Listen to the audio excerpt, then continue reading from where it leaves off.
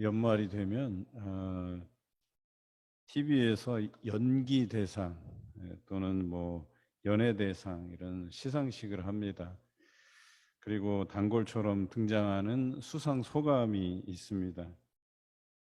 특히 여러 연기자들의 그 수상 소감을 저도 이제 해마다 듣곤 하는데요. 대체적으로 이렇습니다. 수상 소감은 자신 혼자서 이루어진 일이 아닌 것을 주로 이야기하지요.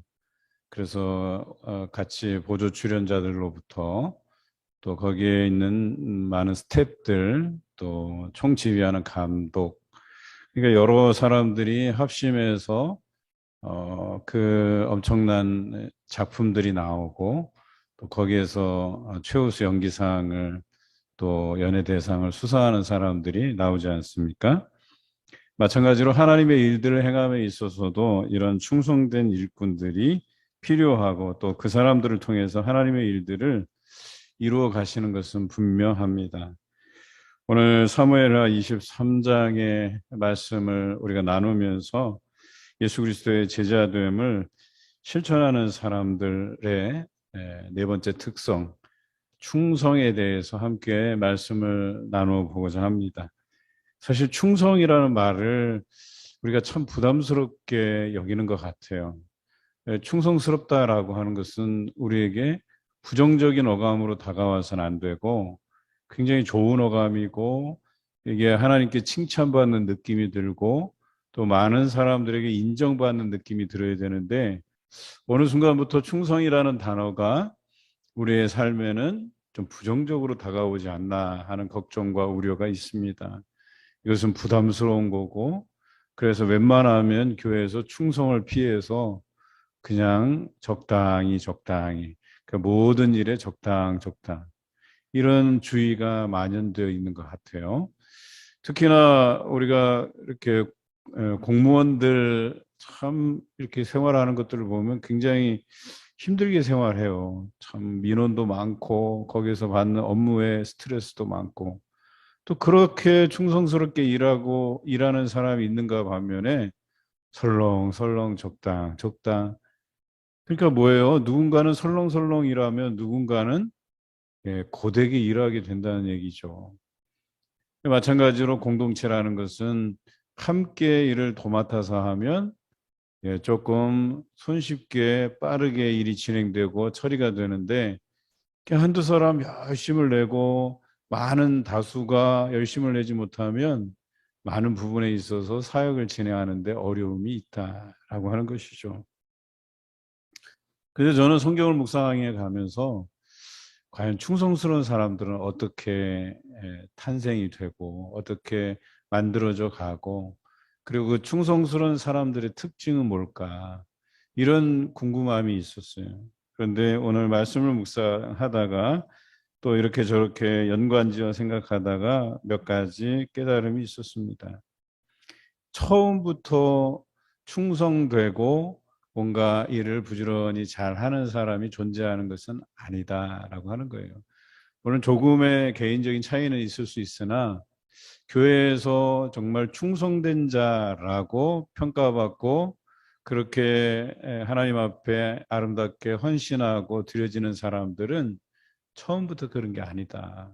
거기에서 만들어지고 또 선배들이 하는 것들을 배워가고 또 처음 선배들은 어디서 배울 구석이 없으니까 이렇게 해보고 저렇게 해보고 시행착오를 겪어가면서 자신의 노하우들을 쌓아가고 그렇게 실력들을 쌓아가고 무엇보다도 이들이 충성되게 일할 수 있었던 것은 뭐냐면 하나님의 은혜를 경험하기 때문이래요. 하나님이 나와 함께 해주시기 때문에 내 능력은 요거밖에 안 되는데 하나님께서 늘 동행하시고 함께 해주시니까 요만한 일이 이만한 일이 되는 거거든요. 우리 다음 세대 부장님들을 보면 참 감사하고 안타까운 마음이 늘 있어요. 사실 다음 세대 그 재정의 쓰임새를 보면 우리 교인들은 잘 아실 거예요. 물론 거기에는 여러분의 협조도 있을 거예요. 우리가 다음 세대에 이렇게 할애하는 예산은 크지 않아요, 생각보다. 그런데 쓰는 돈을 보면 1년에 결산되는 액수들이 그 예산 안에서 딱 쓰여지지가 않아요. 더 많은 액수들, 심지어 뭐 3배, 4배까지도 그렇게 불려서 결산이 돼요. 그러면 그건 누가 감당하는 거예요? 예, 여러분의 협조와 또 부장님의 역량과 또 교사들이 협조해서 그 많은 일들을 해내고 있다라고 하는 사실이죠. 근데 왜 이런 일들이 벌어질까요? 여러분, 그냥 부장 혼자서 독불장군처럼 막 이끌어 간다고 해서 될까요? 그렇지 않죠.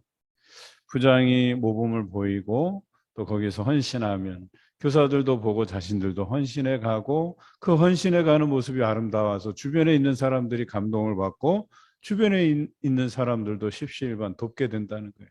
중보하면서 기도해 준다는 거예요. 그러면 다음 세대 교회가 부흥하게 돼 있거든요. 그런데요, 충성스럽지 않은 일꾼들이 세워지잖아요. 그러면 그 주변에 충성스러운 일꾼들이 모이지가 않아요. 그리고 그 사람과는 일하기가 싫어져요. 충성스럽지 않기 때문에. 해봐야 손해고, 해봐야 마음도 안 맞고, 또 해봐야 좋은 평 듣기도 어렵고. 그래서 대체적으로 성경에 보면 충성스러운 자가 충성스러운 제자가 있고 후배가 있고 또 협력자가 있고 조력자가 있고 동료들이 있고 그래요. 교육자도 마찬가지예요. 교육자도 충성스럽게 일하지 않잖아요. 그러면 유유상종이라 그래서 노는 사람, 노는 부류끼리 그냥 사역에는 전혀 관심 없고 내 앞길 어떻게 개척해 나갈까 그것만 궁리하는 사람들이 있단 말이에요. 이런 사람이 담임 사역으로 가서 잘했다는 소문을 들은 적이 별로 없어요. 대체적으로 충성되이 일하고 담임 목사의 목회를 도와서 열심히 그 부교육자 생활을 보낸 사람들이 담임 목회도 잘하게 돼 있거든요. 왜냐하면 충성이라고 하는 이 모양새뿐만 아니라 그 안에 내면까지 그 성실함까지 다른 사람들이 본받게 돼 있고 충성스러운 일꾼에게는 충성스러운 제자와 동역자들이 생기게 마련이거든요. 오늘 본문에 보면 다윗이 그랬던 사람이에요. 여러분, 오늘 다윗을 언급하면서 다윗이 그에게 있는 두목들이 30두목이 있었다고 이야기해요. 30두목. 그러니까 두목이라고 하는 거는 뭐예요? 싸움에 나갈 만한 사람들을 거느린 한 장수급들이 장수급들. 그런데 이 사람들이 처음부터 두목이었냐? 그렇지 않다는 거예요. 사무엘상 22장에 보면 다윗과 함께한 사람들이 어떻게 모였는지가 기록되어 있어요.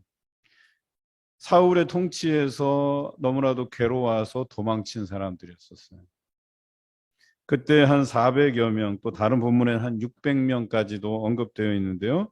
이렇게 기록되어 있습니다. 환난 당한 자, 또 빚진 자, 그리고 마음이 원통한 자. 이렇게 표현하고 있어요.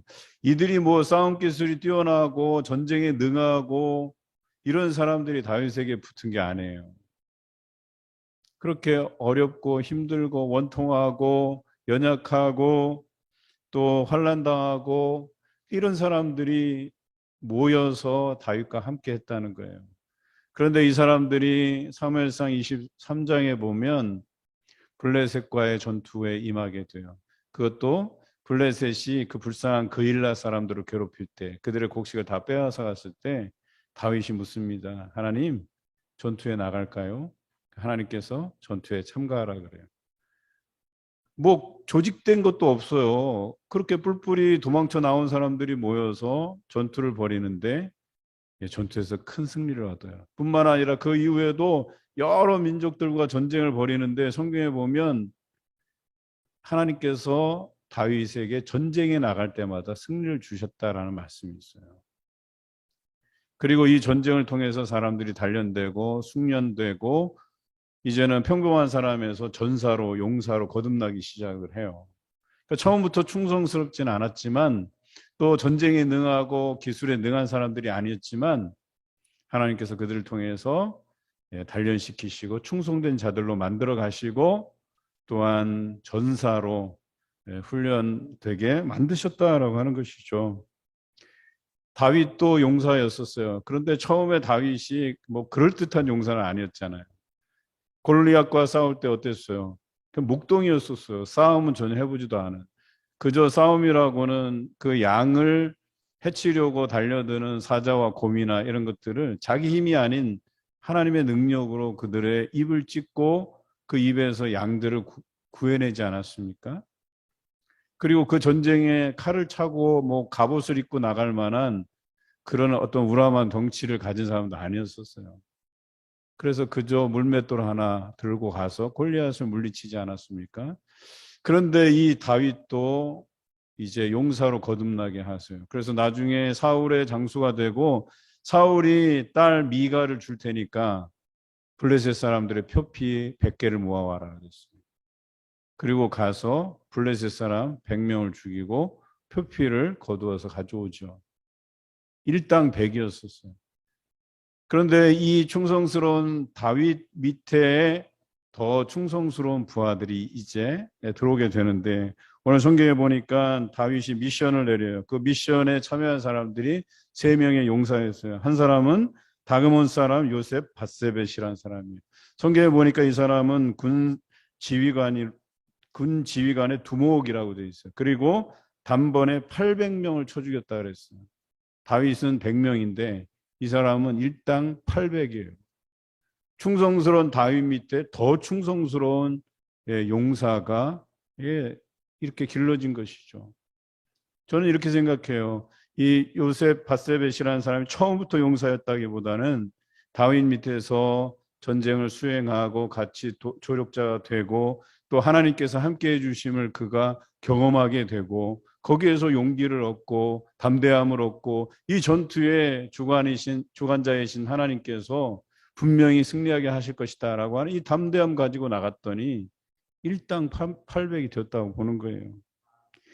두 번째 용사는 아호와 사람 도대의 아들 엘르아살이라고 표현되어 있어요. 이 사람은 블레셋과의 전투에서 손이 피곤할 정도로 싸움을 했어요. 그래서 이 손에 칼을 쥐었는데 칼이 손에 붙을 정도로 피곤하여질 정도로 이 블레셋 사람들을 쳤다라고 기록하고 있어요.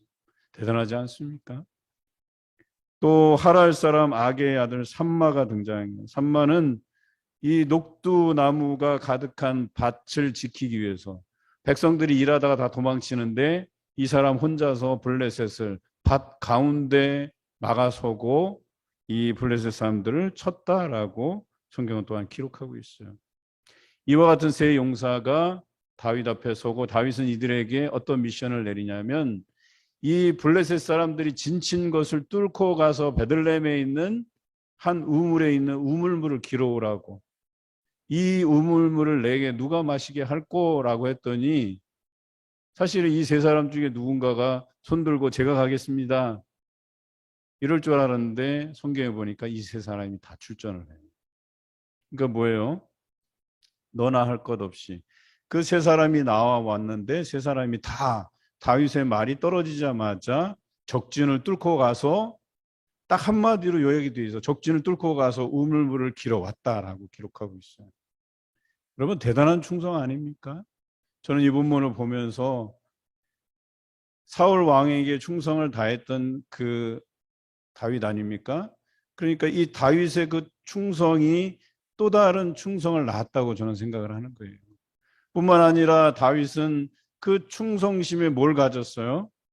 모든 전투에 하나님이 동행해 주실 것이라고 하는 그 믿음을 가졌어요. 그가 골리앗을 상대할 때 처음 고백해냈던 것이 뭐예요? 너는 칼과 단창으로 내게 오거니와 나는 만군의 여호와의 이름으로 내게 간다라고 표현하잖아요. 그러니까 자신이 믿었던 건 무기가 아니고 하나님이 동행해 주신다, 나와 함께 해 주신다라고 하는 그 생각이었단 말이죠. 그리고 그런 생각을 그의 부하들이 함께한 사람들이 보고 배웠다는 거예요. 아, 하나님께서 다윗과 함께 하시는구나. 그리고 나는 다윗과 함께 하니까 또 나와도 하나님께서 함께 해 주시겠구나. 또 하나님이 함께 해 주시는 다윗이 명령한 일이니까 이것은 틀림없이 하나님께서 동행해 주시겠구나 하는 그 믿음 가지고 명령이 떨어지자마자 그냥 적진을 향해서 달려간 거예요. 그리고 그런 충성심이 더해지고 하나님에 대한 신뢰가 더해지고 그래서 일당 800이 넘는 이런 놀라운 충성스러운 용사들이 되어갔다라고 하는 것을 저는 본문에서 발견했습니다. 수많은 싸움에서 이들은 전사로 거듭났어요. 충성스러운 사람으로 거듭났어요. 교회도 마찬가지예요. 이런 충성스러운 사람들이 있어야만 교회는 운영이 되고 여러 사역을 감당해낼 수 있는 것이죠. 그런데 더 놀라운 사실은 그런 충성스러운 사람이 충성스러운 사람을 길러낸다라고 하는 사실이에요. 예수님께서는 제자들을 길러내셨어요. 그들 앞에서 기적을 보여주셨어요. 그리고 그들에게 하신 말씀이 있어요. 너희는 이보다 더 큰 것도 행할 것이라고 말씀하세요. 그 말씀을 저는 이 말씀을 묵상하다 알게 됐어요. 그저 하나님께서 주신 그 어떤 동행해 주심에 대한 신뢰뿐만 아니라 이것은 예수님께서 이미 우리에게 약속하신 말씀이에요. 그 충성스러운 자들에게서 길러져 내가는 그것을 보고 배우는 사람들은 그보다 더한 능력들을 더한 것들도 감당할 수 있는 더 큰 충성스러운 사람들이 배출될 것이라고 하는 것입니다.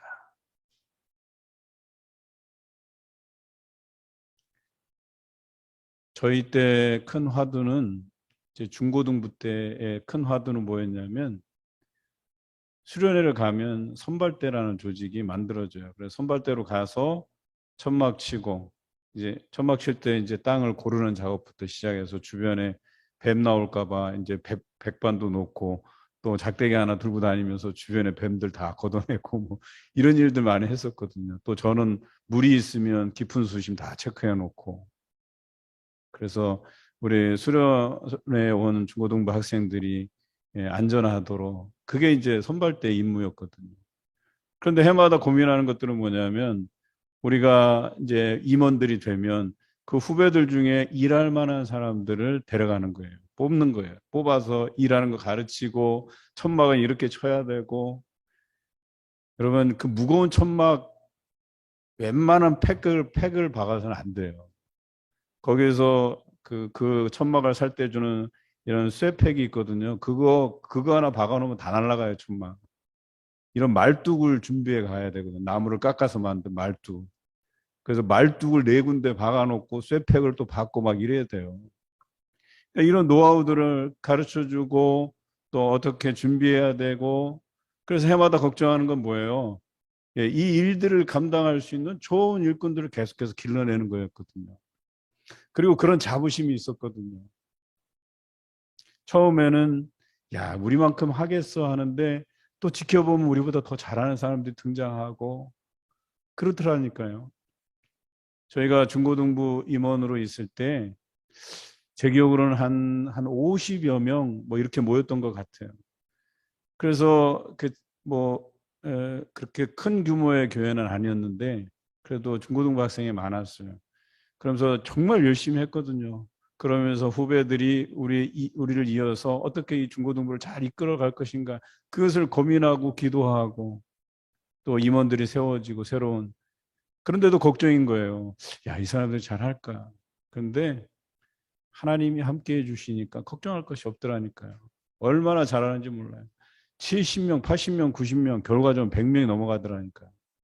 갈수록 더 잘해가요. 그러니까 충성스럽게 일하면 그 밑에 충성스러운 일꾼들이 배출되고 또 아래로 가서 더 큰 충성된 일꾼들이 만들어진다는 사실이에요. 그런데 우리가 걱정하는 것들은 과연 우리 말고 더 충성스러운 사람이 있을까? 여러분 이걸 걱정할 게 아니라 내가 현재 충성스러운가 이것을 갖다 생각해야 되는 거예요. 여러분들이 충성스럽고 또 여러분들이 협력해서 일할 사람들을 모으면 또 그 사람들이 충성스러운 일꾼이 되어가는 겁니다. 여러분보다 더 훌륭한 일꾼들이 그 안에서 길러져 가는 거예요. 그런데 내가 훌륭하기 때문에 이건 나 혼자서 할 수 있어. 우리 단 2사람이면 돼. 이렇게 해서 충성스러운 일꾼이 길러지는 게 아니에요. 교회 사역이라고 하는 것은 많은 사람이 더불어 해야 되는 거예요. 그래서 많은 사람에게 충성된 일꾼으로 거듭날 수 있는 기회가 주어지는 게 가장 좋은 사역의 방향이에요. 이 사람 일 잘하니까 잘하는 사람 두세 명 아니에요. 더 많은 사람들이 모여서 일할 줄 모르는 사람들도 뭐라도 시키면 잘 하겠지 생각하고 많이 모아서 그렇게 같이 일해주는 모습들, 충성스럽게 일하는 모습들을 서로 같이 보고 나누고 할 때 거기에서 충성스러운 일꾼이 길러지는 것이죠. 저는 이런 충성스러운 일꾼들을 아끼는 것이 목회자의 사명이라고 생각을 해요. 오늘 다윗은요, 물을 떠온 그 새 용사, 그런데 그 물을 자신이 마시지 않고 오늘 성경에 보니까 여호와께 부어드렸다라고 기록하고 있어요. 모든 영광을 하나님께 올려드린 것이죠. 그리고 뭐라 그러냐면 다시는 내가 내 자신을 위해서 이 용사들의 피를 희생시키는 일을 하지 않겠다고 다짐해요. 이들을 아끼겠다고 다윗은 이야기하고 있는 것이죠. 여러분, 그렇습니다.